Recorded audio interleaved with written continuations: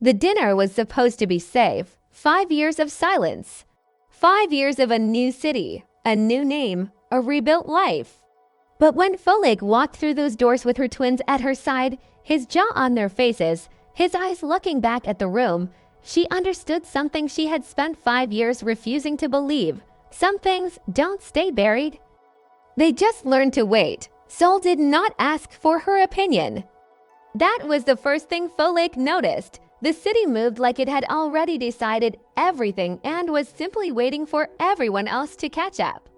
The traffic, the lights, the silence inside a crowd of 10,000 people. Even the air had a certain arrogance to it, the way it carried the cold in October, sharp and unapologetic. She had been in Seoul exactly 11 days.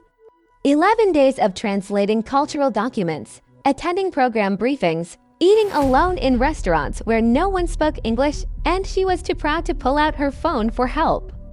11 days of building her version of this city, ordered, professional, manageable. She had a schedule, she had objectives, she had a return flight to Lagos in 4 months. Folik Adeyemi did not come to Seoul to be moved, she came to work. The gala was the third official event on her program calendar, and it had looked like all the others on paper: formal dress, diplomatic guests, cultural exchange speeches, appetizers no one actually enjoyed. She had prepared exactly the way she always prepared: research, talking points, professional composure locked in place like armor. She wore a deep burgundy gown, structured, elegant, nothing that asked for attention. She was there to represent a program, not herself. The Ministry of Culture venue was the kind of building that made you feel slightly underdressed even in formal wear. High ceilings, low, atmospheric lighting. A string quartet playing something European in the corner because someone always made that choice. Folik moved through the room with practiced ease, exchanging cards, making brief and precise conversation, smiling at the right moments and moving on. She was good at rooms like this. She was good at not being seen. She was near the far end of the reception floor, reaching for a glass of water, when she felt it, that particular quality of stillness that meant someone nearby was not moving. Not shifting, not performing the usual social restlessness of a room full of people who didn't want to be there. She turned, because she couldn't not, and he was standing 8 feet away from her with a glass of something dark in his hand, looking at nothing in particular, which somehow looked like looking at everything. He was Korean, mid-30s. Dressed in a black suit that was not expensive in the way that announced itself. It was expensive in the way that required no announcement. His face was composed in a way that Folik immediately recognized as practiced. Not cold, not arrogant, just controlled. Like someone who had decided a long time ago that the world did not need to know what he was thinking. He noticed her noticing him. He didn't smile. He simply acknowledged it, a slight inclination of his head, like a question. She turned away. Good, she told herself. That's enough of that. She lasted approximately 40 minutes before their orbits crossed again. The program director, a cheerful Korean woman named Director Han, who had taken an inexplicable shine to Folik, appeared at her elbow with the enthusiasm of someone about to introduce two people she was convinced would get along. Folik, I want you to meet someone. Director Han was already gesturing. Kwon Tae-sung, he's a business consultant. He supports several of the foundation's cultural initiatives. Tae-sung, this is Folik Adeyemi, our liaison from the Nigerian program. She's brilliant. Folik smiled the way she always smiled when someone called her brilliant to a stranger, graciously and without any particular warmth. He extended his hand. Folik, he said. Her name in his mouth sounded like he had considered it. Kwon Tae-sung, she replied, and shook his hand once briefly, the way you shake the hand of someone you don't plan to remember. Director Han dissolved back into the crowd the way program directors do, leaving a trail of good intentions and no context. Folik and Tae-sung stood with the particular awkwardness of two people who had just been ceremonially introduced to each other. Business consultant, Folik said, because she had nothing else and silence with strangers made her precise. What kind of business? Several kinds. A pause. Cultural liaison? What kind of culture? She looked at him. There was something in that response, not wit, exactly, more like economy. He hadn't deflected the question. He had simply matched its weight. She found that, against her will, mildly interesting. Nigerian traditional arts and contemporary cultural diplomacy, she said. The program is focused on exchange and documentation, preservation. What are you preserving? Things that people are trying to forget, she said. He was quiet for a moment. Then something shifted in his expression.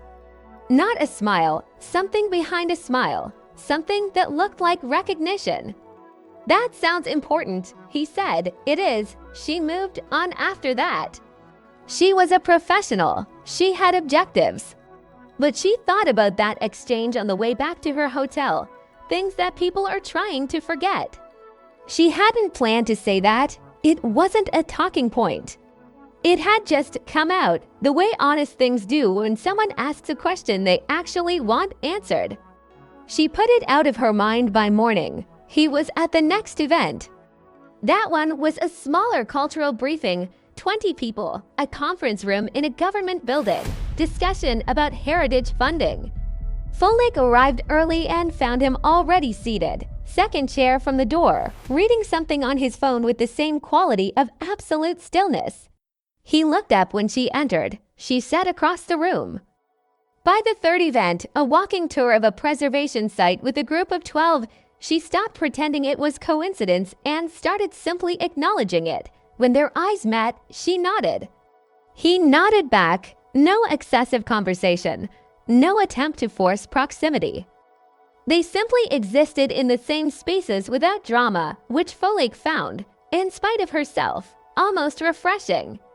Most men she met in professional contexts either ignored her completely or tried too hard.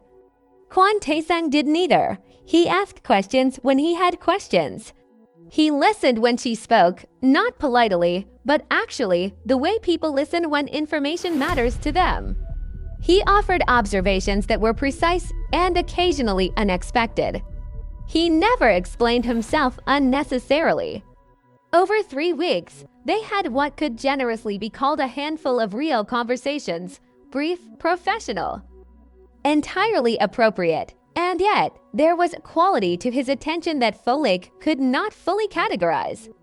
It wasn't predatory. It wasn't performative. It was something quieter and more dangerous than either. The attention of someone who had decided she was worth understanding. She was careful about that. She had been careful about things like that her entire adult life. The first time they met outside of a program event was a Tuesday afternoon, and it was an accident. Folig was in a small bookshop in Insadong, the kind of place that smelled like old paper and didn't care if you spent an hour or a minute, when she heard his voice. He was in the next aisle, speaking quietly in Korean to the bookshop owner. She almost left. Instead, she stayed because she was in the middle of a page, and she was not the kind of person who put a book down in the middle of a page for anyone. He found her 3 minutes later. Cultural research. He asked, looking at the book in her hands, an annotated history of Korean textile traditions, personal interest, she said. I buy books everywhere I go. Do you read them all? Every one. He considered that. Then he reached past her and pulled a slim volume from the shelf. Poetry, she noticed. Korean. He handed it to her without explanation. She looked at it, then at him. Is this a recommendation? The poet is from Jeju, he said. She writes about things people are trying to forget. Folik stared at him for a moment. Then she bought the book. The shift, when it happened, was not dramatic. It didn't happen in a single moment.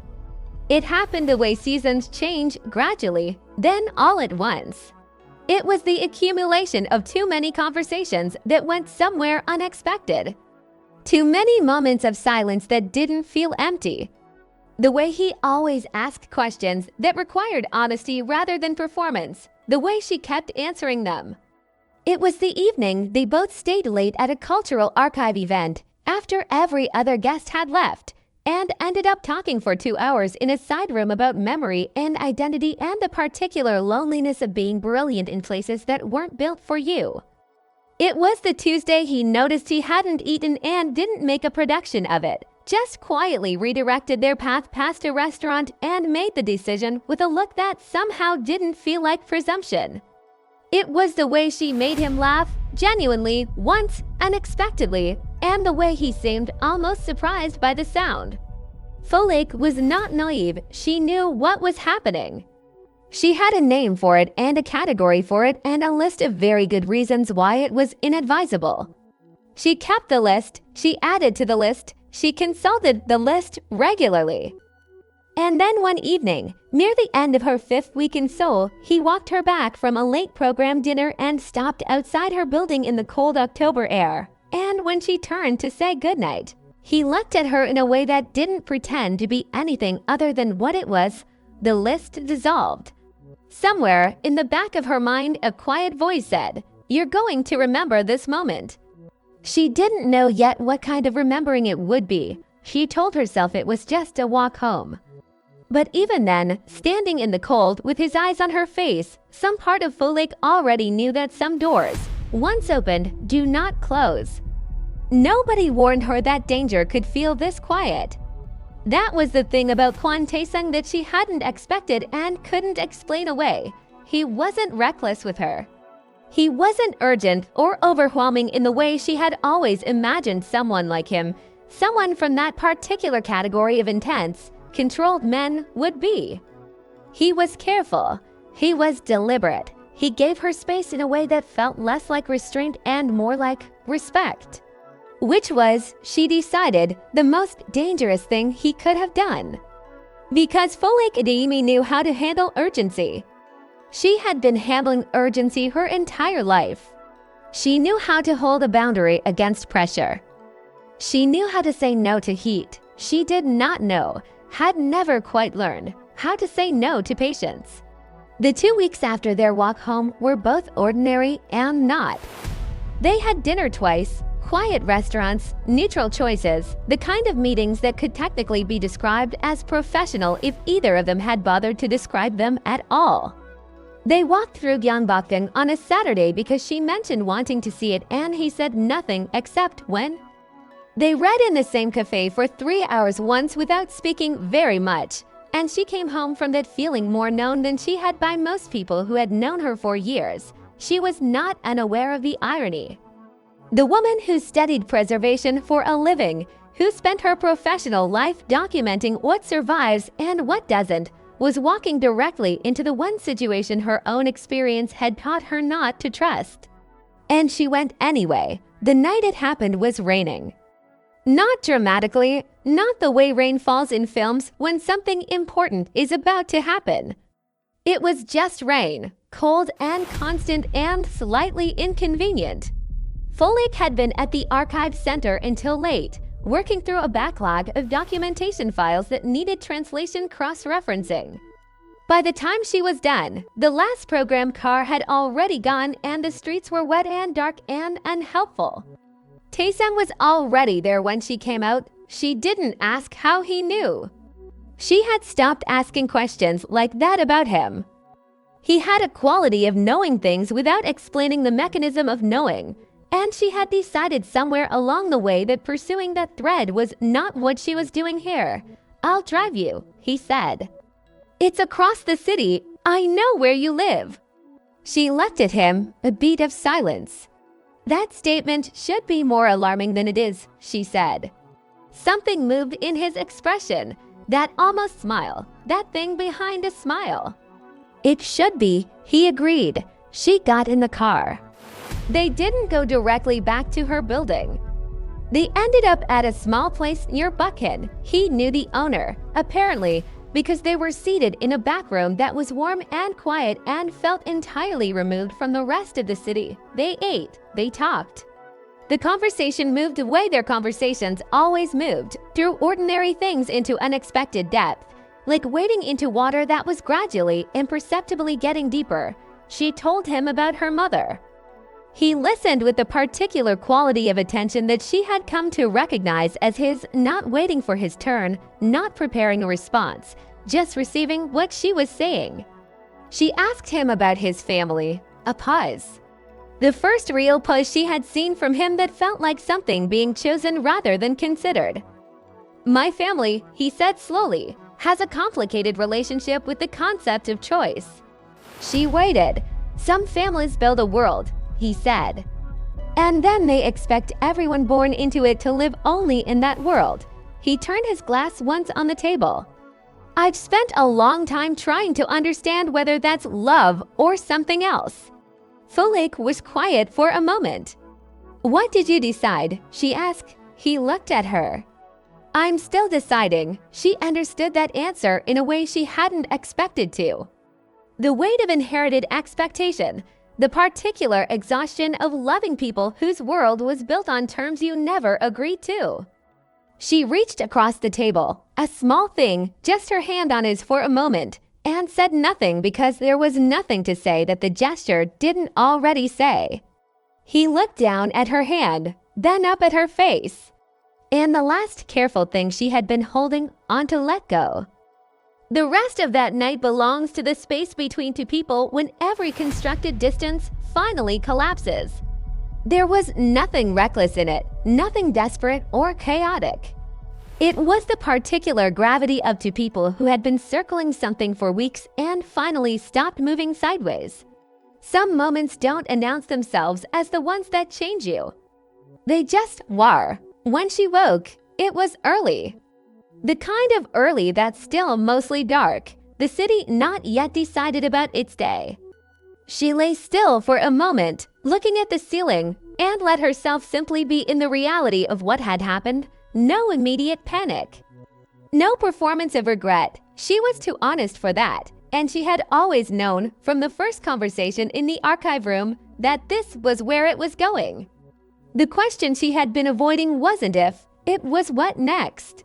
She heard him before she saw him, a low, brief exchange in Korean, his voice stripped of the quality she knew and replaced with something different. Something she didn't have a name for yet. She sat up slowly. He was standing at the window, phone to his ear, speaking in a quiet tone that was not the tone of someone managing a business consultation. She watched him for a moment, the set of his shoulders, the particular stillness of someone giving instructions rather than receiving them, and felt the first cold red of something she couldn't name pull through her chest. He turned before she could look away. He saw her watching. Something moved across his face quickly, gone before she could read it, and then he said two words into the phone and ended the call. Early meeting, he said on a Sunday. She said, a beat. Business doesn't follow the calendar, he said. She nodded. She smiled. She let it go because she had nothing to hold it with yet. No evidence, no frame, just an instinct she was not ready to trust over what she knew of him. But the thread stayed, cold and quiet at the back of everything. She told herself it was nothing, just a phone call, just bad timing, just the ordinary business of a world she didn't belong to. She told herself that for exactly 6 more weeks. Then she took a test. And then she took another. And the world she didn't belong to came looking for her anyway. Denial is productive up to a point. Folik had always been honest with herself about that. She was not a woman who confused hope with truth or avoided data when it contradicted what she wanted. She was disciplined, she was precise. She dealt with reality as it presented itself and made her decisions accordingly. So when the first test showed positive, she bought 3 more. When all 4 agreed, she sat on the bathroom floor of her sole apartment for a very long time. Then she made an appointment. The clinic was small and private. She had done the research carefully, found a physician associated with the diplomatic health network, someone bound to discretion. She sat in the examination room with the fluorescent light doing nothing kind for anyone and answered the intake questions in the flat, efficient tone of someone managing information. The physician, a quiet woman in her 50s who seemed constitutionally unbothered by anything, conducted the ultrasound with the calm efficiency of someone who had done it thousands of times. Then she paused, not dramatically, just paused. "Ms. Adeyemi," she said, adjusting the monitor slightly, "I want to show you something." Folek looked at the screen. The physician pointed to one shape. Then another, "Two," she said. The word landed with the particular weight of a word that contains a completely different future, too. Folek repeated. "Two strong heartbeats. Both appear healthy. You're approximately 9 weeks." The room was completely silent except for 2 small rhythmic sounds from the monitor. 2 urgent, uninterested, entirely indifferent heartbeats doing what heartbeats do. Folek stared at the screen. She had spent years studying things that survived. Things that persisted beyond the conditions that were supposed to erase them. She had devoted her professional life to the idea that some things, the right things, refused to disappear. She had not expected to become evidence of her own thesis. "Twins," she said softly. "Yes," the physician said. Folek exhaled. Then she straightened her back, folded her hands in her lap, and began making decisions. She did not tell Tae-sun immediately. This is the part of the story that is easy to judge from the outside. The part that looks, in hindsight, like the moment that changed everything. But the truth of it, the complicated, exhausting truth, is that Folek needed to understand her own ground before she could tell anyone else anything. She needed a week. She took it. She researched. She made lists, real lists, the kind she actually kept, of options and timelines and consequences. She thought about Lagos. She thought about her mother. She thought about what it meant to raise a child to children, her mind corrected, to in a city that wasn't hers, tethered to a man she had known for less than 3 months. She thought about the phone call, the Sunday morning phone call that she had filed under nothing and kept returning to like a tongue to a sore tooth. The voice he had used, the way his shoulders had changed. The way the ward business had been a placeholder for something she wasn't supposed to ask about. She typed his name into a search engine on the 7th day, in English first, then Korean. The English results were curated, clean, business consultancy, foundation work, charitable initiatives. The kind of digital presence that someone had built deliberately, the way you build a wall. The Korean results were older, harder to find. She used every translation tool she had. What came back was not clean, Kwan family, Kwan dynasty. A business empire with older roots, much older roots, that ran through industries that did not belong in foundation reports. Names attached to his that appeared in court documents which had been quietly resolved. A father, Elder Kwan, described in a 2009 investigative piece that had apparently been retracted within a week of publication. Folek read everything she could find twice. Then she closed her laptop and sat in the silence of her apartment while Seoul continued outside, indifferent. He wasn't a man you fell in love with. He was a man you survived. She didn't know yet whether she had the option of surviving him. The knock on her door came at 11:15 on a Wednesday night. She wasn't expecting anyone. The man in the hallway was not Tae-sung. He was older, late 40s, thick-necked, wearing a suit that was slightly tied across the shoulders in the way that suggested the suit was not the point. His face was entirely absent of social pleasantness.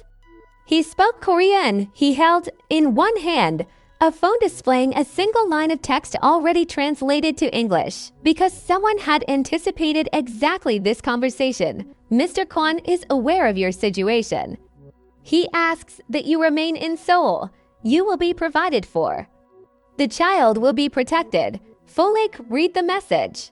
She looked up at the man in her doorway. He was not threatening her exactly. He was not making overt demands. But there was a particular quality to the way he stood, the complete absence of doubt that communicated everything the polite words didn't say. You do not leave without permission. This child belongs to the Quan line. You are a variable in a system that has already made its calculations. Tell him, Folig said, in a voice so steady she almost surprised herself, that I need a few days. The man looked at her for a long moment. Then he nodded once and left. She closed the door. She stood with her back against it and her hand pressed flat over her still flat stomach. 2 heartbeats born into a world built on blood and silence and absolute control. Not if she could help it. She was packed by 2 in the morning. She did not take everything. She took what mattered: her documents, her hard drives, the work she could not replace, the poetry book from Insadong that she could not quite make herself leave. She called the diplomatic emergency contact number, a resource she had never used, had hoped never to use, and spoke in a voice she kept deliberately level about needing an accelerated exit from the program due to a family emergency. No one asked the wrong questions. That was the gift of good professional cover. It protected you in both directions. She booked a flight for 4 a.m., connecting through Dubai into Lagos by the following evening. She did not write a message to Taesung. She thought about it for 40 minutes. The blank message window on her phone, the cursor blinking with a kind of impatient patience. She wrote 3 drafts, deleted all 3. What do you say to a man you fell for honestly in a city that turned out to be built on foundations you couldn't stand on? What do you say when the thing you're protecting is also the proof of everything you felt? She said nothing. She turned off her phone, put it in her bag, and walked out of the apartment. Seoul was still dark, still certain, still entirely unbothered by anyone's private devastation. Folig did not look back. Lagos received her the way home receives people who return wounded, without ceremony, without judgment, with only the blank comfort of the familiar. Her mother asked one question and then asked no more questions. A small house in Lekki, a job with the National Arts Commission that used her skills and asked nothing about Seoul. A life rebuilt with the deliberate, exhausting precision of someone who knows that rebuilt and healed are not the same word and refuses to pretend otherwise. The twins arrived in late spring, a boy first, and then a girl 40 seconds later, as if she had been waiting for her brother to check that the world was safe. Folig named them Taejin and Taera because she was honest even when honesty cost her something, and because no matter what the circumstances were, no matter how far she had come or how carefully she had rebuilt, they were who they were. They had her mouth, her stubbornness, her laugh. They had his eyes, his jaw. His particular quality of absolute stillness when something had their attention. They were, she thought, on 1,000 ordinary mornings over 5 years, the most complete contradiction she had ever loved. The best thing that had ever happened and the most dangerous secret she carried. She told herself the distance was enough. She told herself Seoul was a chapter, not a thread. She told herself that every day. Until the invitation arrived, diplomatic stationery, Ministry of Culture letterhead, her full name and credentials, requesting her attendance at a formal dinner in Seoul. She looked at the invitation for a long time. She looked at her twins across the kitchen table, Taejin carefully constructing something out of blocks with the focused precision of a child who does not waste motion, Taera watching him with a sideways patience that was so familiar it made her chest ache. Folig folded the invitation, then she unfolded it. 5 years, she told herself. It's been 5 years. He has moved on. You have moved on. This is a professional event. You are a professional. She accepted. She arrived in Seoul on a Thursday morning. By Thursday night, she would understand exactly how wrong she had been about every single one of those sentences. The ballroom was full of important people doing unimportant things. Folig moved through it with the ease of someone who had learned long ago how to occupy a room without belonging to it. She smiled, she shook hands, she was brilliant and composed and entirely in control. Then the doors at the far end opened. Kwon Taesung walked in. 5 years had not softened him. If anything, they had settled the danger in him deeper, less visible, more permanent. He wore authority the way he wore his suit, like it had always been there. At his arm, a woman, young, polished, smiling the careful smile of someone auditioning for a life. His fiancée, Folik, did not move. Don't react. You are a professional. You have done harder things than this. Then Taejin tugged her sleeve. She looked down. Both twins were watching the room with open curiosity, his jaw, his eyes, his stillness, walking around in 5-year-old bodies in the middle of a Seoul ballroom. Taesung's gaze swept the room and stopped, first on her face, then lower. The glass in his hand didn't move. His expression didn't break, but something behind his eyes shifted with the force of a door being blown off its hinges. He had seen them across the room. His fiancée said something and touched his arm. He didn't hear it. He was already walking. He found her on a terrace off the east corridor, where she had taken the twins for air and bought herself approximately for minutes before the inevitable. She didn't get for minutes. Folik, her name. Her name in his mouth, after 5 years, still sounded like he had considered it. She turned slowly. The twins looked up at the tall stranger with calm, direct curiosity, because they were his children and they had inherited his exact quality of being unafraid of things they didn't yet understand. Taesung looked at them. His face did not collapse. It simply arrived at a truth. How old? He said, not a question. 5, she said. Silence. You ran, he said. Your man came to my door at 11 at night, she said, voice flat and steady, and handed me a translated message telling me to remain. So yes, I ran. Something moved in his jaw. I didn't send that message, he said. Then someone in your world did, which is exactly the point. The twins had gone back to examining the garden below, bored by adult tension in the way that children mercifully are. Taesung watched them for a long moment, a boy with his stillness, a girl with his eyes, and something crossed his face that had no name in any language except grief wearing the costume of wonder. Their names, he said quietly. She told him. He closed his eyes, just briefly. I want to know them, he said. That, Folik replied, is going to cost you more than you've ever paid for anything. I know, he said. Tell me the price. It was not a clean or cinematic process. Nothing real ever is. Taesung ended the engagement that night, quietly, privately, with the directness of a man who had stopped pretending he could build a life on the wrong foundation. His fiancée did not seem, Folik heard later, entirely surprised. The weeks that followed were difficult in the way that necessary things are difficult.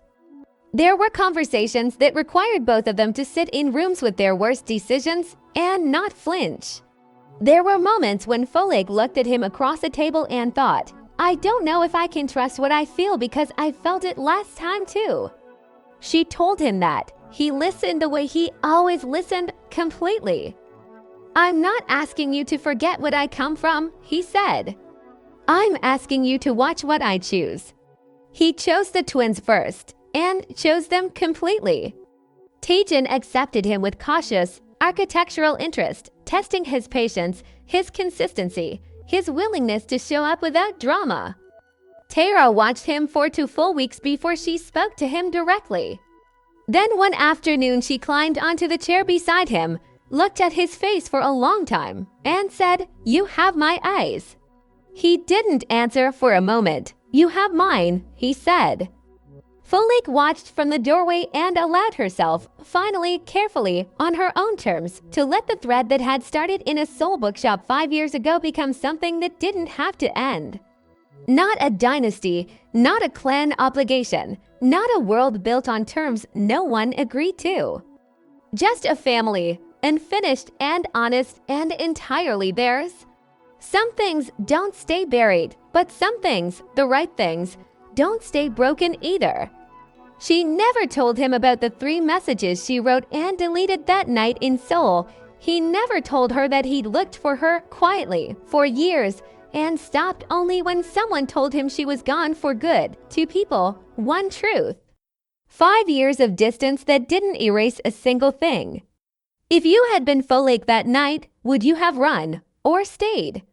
And do you think Taesung truly left his world behind or just learned to hide it better?